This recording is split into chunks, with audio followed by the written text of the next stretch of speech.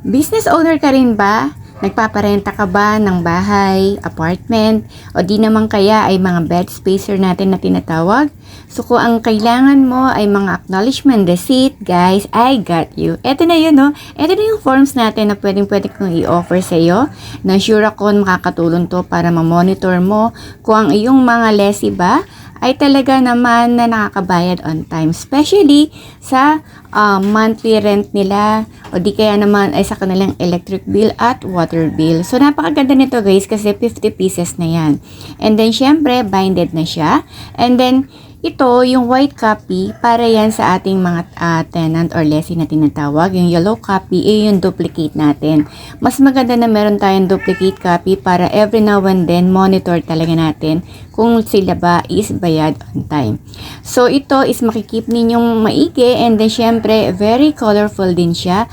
At pwedeng siyang ilagay sa inyong mga bag kung kinakailangan. Ayan. So, hindi siya ganun kalaki. Nasa A6 size lang siya. Mas maliit lang siya ng konti sa A6.